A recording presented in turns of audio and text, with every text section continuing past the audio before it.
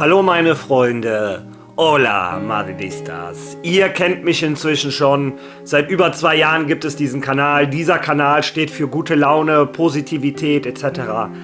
Aber ich kann dieses Video nicht einfach so machen, als wenn nichts passiert wäre. Ich rede natürlich über die Tragödie rund um Diogo Jota und seinen Bruder André Silva. Ich muss ganz ehrlich sein, das verfolgt mich inzwischen seit 2 Tagen. Es ist seltsam, weil auf der einen Seite kennt man diese Person ja nicht wirklich, aber es fühlt sich an, als wenn es ein guter Freund gewesen wäre. Und ich glaube auch, ich brauche euch nicht erklären, was passiert ist. Das ist gar nicht meine Aufgabe und jeder von euch weiß inzwischen, was passiert ist. Ja, und ich wünschte auch, ich wäre schlauer als alle anderen und könnte euch jetzt eine generelle Lösung geben, wie ihr da rauskommt aus dieser Gedankenspirale. Das Einzige, was ich sagen kann, ist, ja, ihr wisst es, ihr habt es auf anderen Kanälen schon 100-mal gehört, aber ihr habt es 100-mal gehört, weil es nun mal wahr ist. Das Leben ist ein Augenblick. Deine Träume, deine Wünsche, deine Ziele, deine Pflichten, verschieb die nicht auf morgen, auf nächste Woche, auf irgendwann. Weiß Gott, vielleicht gibt es irgendwann oder vielleicht auch in einer Woche nicht mehr die Person, mit der du diese Sache machen möchtest, klären möchtest, was auch immer. Ja, Leute, nutzt euer Leben. Ja, und in diesem Sinne, viele von euch haben mir im Laufe der letzten Jahre geschrieben, Mario, deine Videos verschönern meinen Tag, nicht nur die Information, gute Laune etc. Und in diesem Sinne habe ich mich natürlich dafür entschieden, heute ein Video zu machen. Es ist Spieltag. Meine Gedanken sind trotzdem bei Diogo Jota, auch bei seinem Bruder André Silva, bei der Familie. Es ist absolut schrecklich, was passiert ist. Aber ich glaube, auch seine Familie, er selber etc. möchten, dass die Menschen weiterhin Freude an ihrem Leben haben. Und ab jetzt schließe ich das Kapitel ab und fange jetzt an mit Real Madrid. Ja, denn Leute, es ist Spieltag. Heute Abend Viertelfinale der Club-WM. Real Madrid trifft auf Borussia Dortmund um 22 Uhr. Und natürlich wird es ein Watch-Along geben. Zusammen mit euch freue ich mich schon, dieses Spiel zu genießen und hoffentlich mit euch zusammen den Einzug ins Halbfinale der Club-WM zu feiern. Worüber reden wir heute in dem Video? Natürlich über dieses Spiel. Am Ende werde ich auch meine Aufstellung machen etc. Dann schauen wir uns auch das Training von gestern an und hören uns so 2, 3 Antworten von Xabi Alonso über Fede Valverde, aber auch über Arda Güler rein. Denn die spanische Presse, die fängt schon an, bei dem Türken ein bisschen, Ärger suchen zu wollen. Aber bei mir auf meinem Kanal wird es das nicht geben. Viel Spaß beim Video.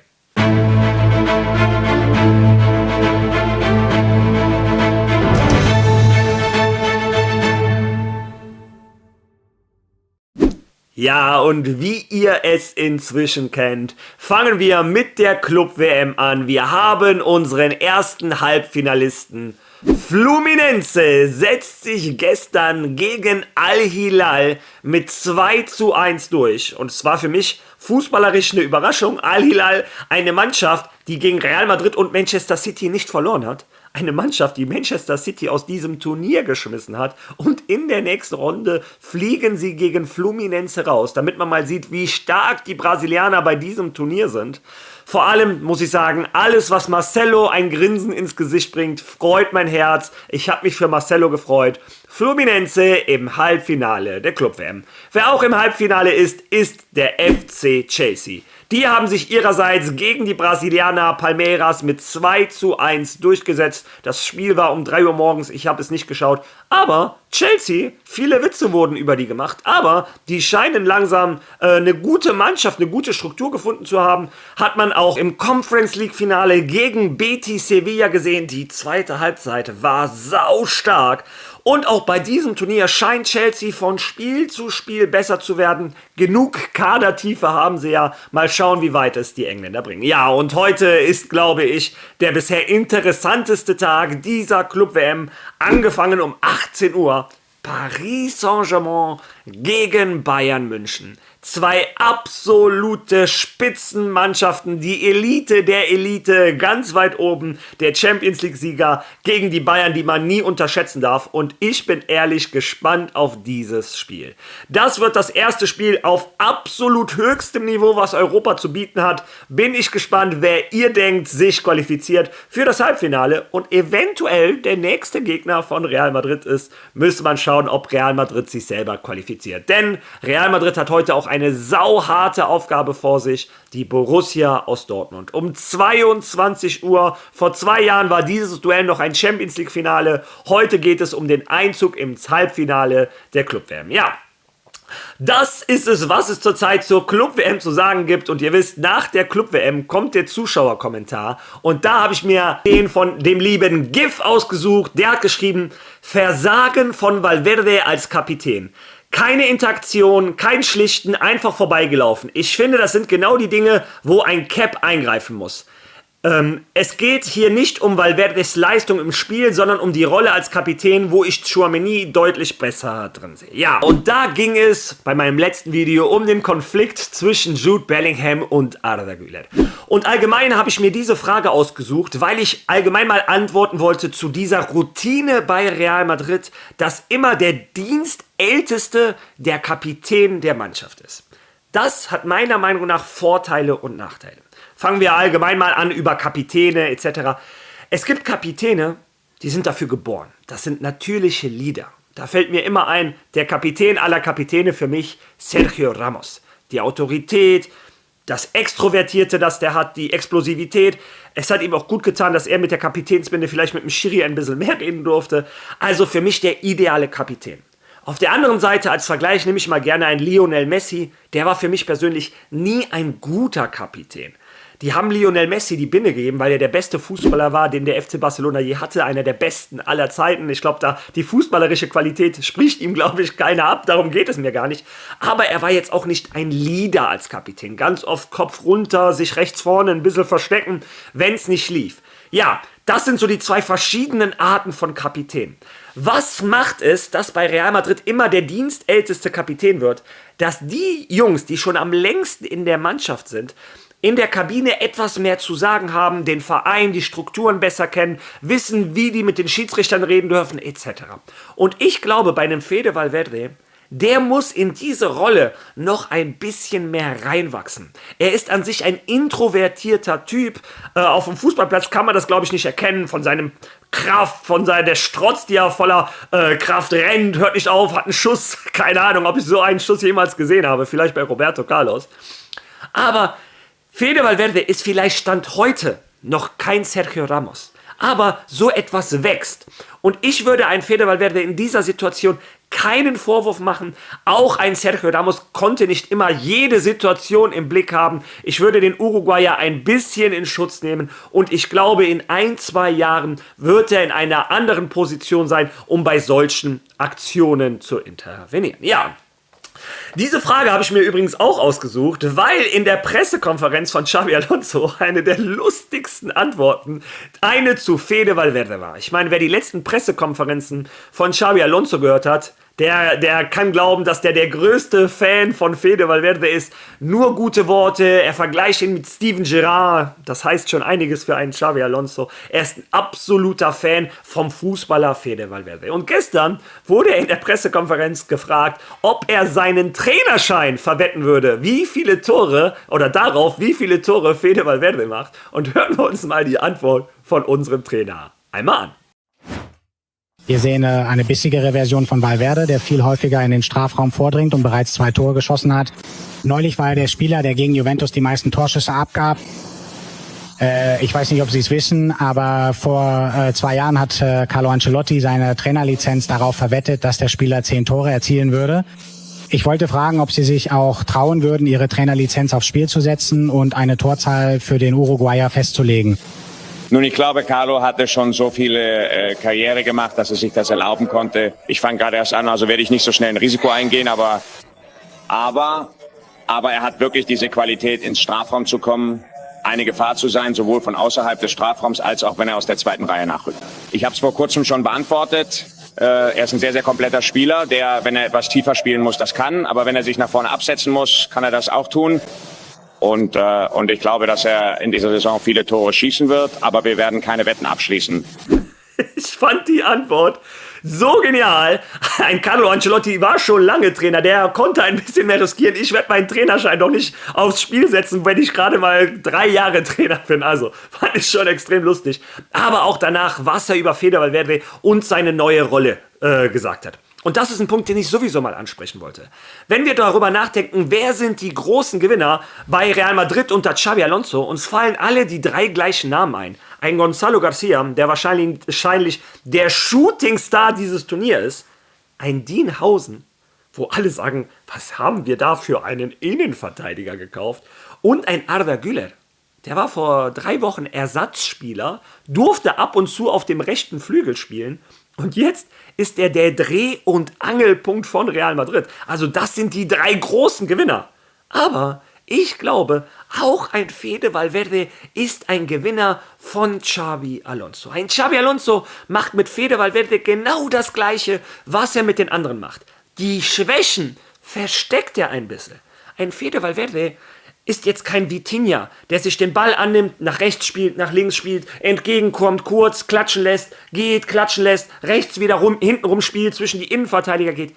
Das kann der auch, aber das ist jetzt nicht seine große Stärke. Seine große Stärke ist dieses Box-to-Box, wo es ist, als wenn wir mit einem Extraspieler spielen würden. Und vor allem seine große Stärke ist auch der Abschluss. Und in dieser neuen Rolle, die ein Xabi Alonso für ihn gefunden hat, Arda Güler.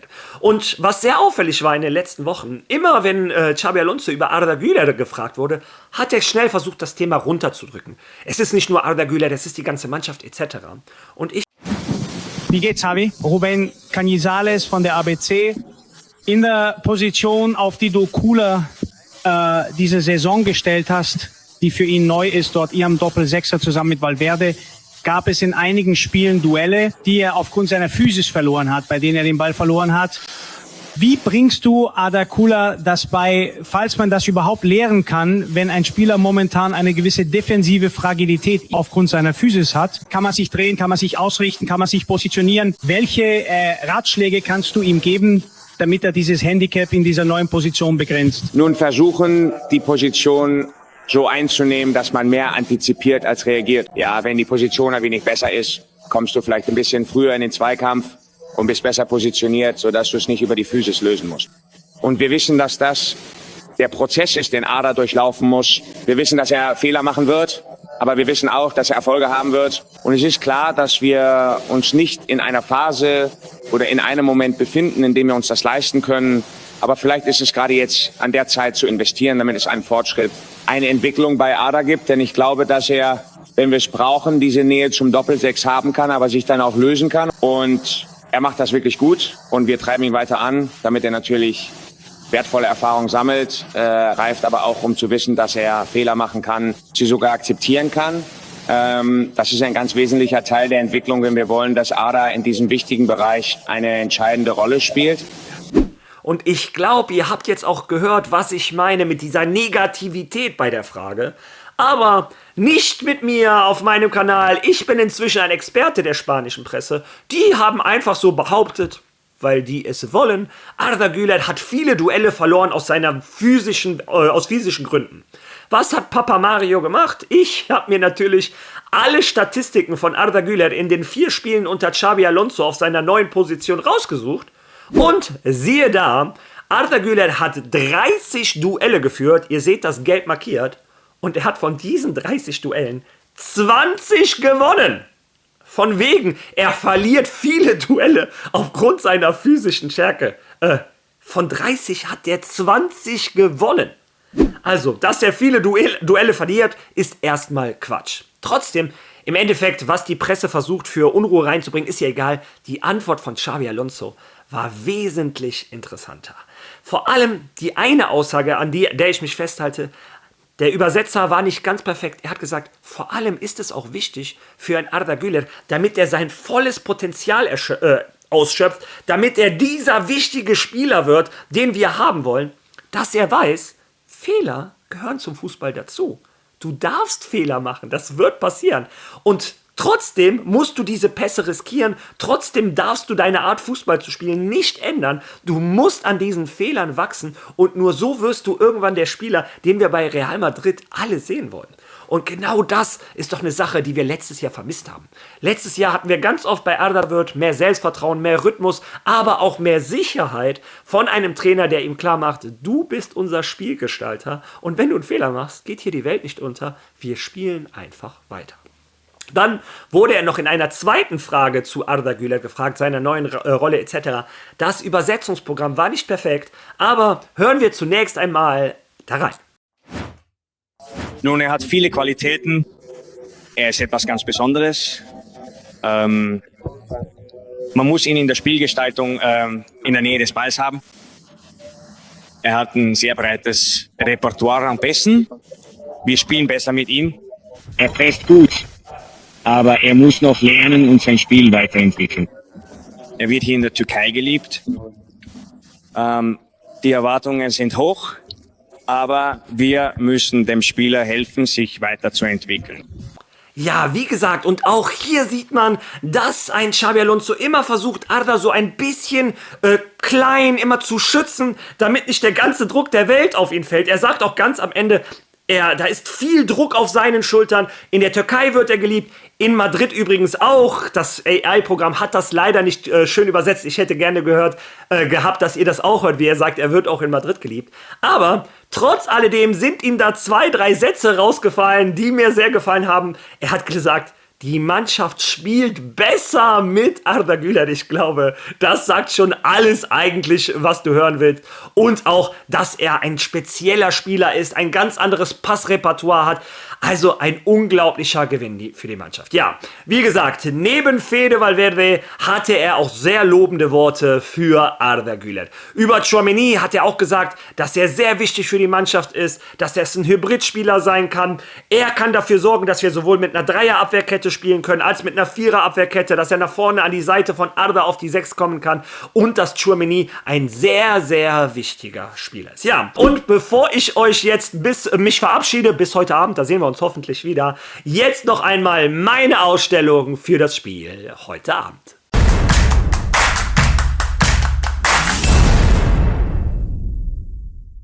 Ja, und jetzt könnte ich euch irgendwas Großartiges erzählen, damit es hier nicht langweilig wird und warum muss der linker Verteidiger sein etc. Aber so ein Quatsch wird es bei mir nicht geben.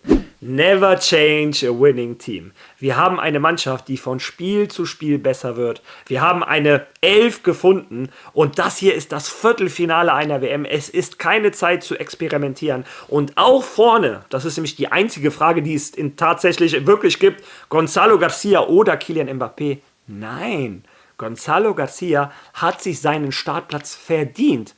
Nicht nur mit seinen Toren, auch mit seiner Leistung, seinem Kampfgeist etc. Ich würde genau die gleiche Aufstellung nehmen wie gegen Juventus Turin. Ob du mich für bekloppt hältst oder nicht, lass mich das bitte in den Kommentaren wissen. Wenn du schon mal da bist, liken, teilen, followen. Ihr wisst, wie YouTube funktioniert. Und ich würde sagen, wir sehen uns heute Abend beim Watch-Along. Wer keine Zeit hat, wir sehen uns dann morgen. Und bis dahin ein ganz kräftiges Ala Madrid!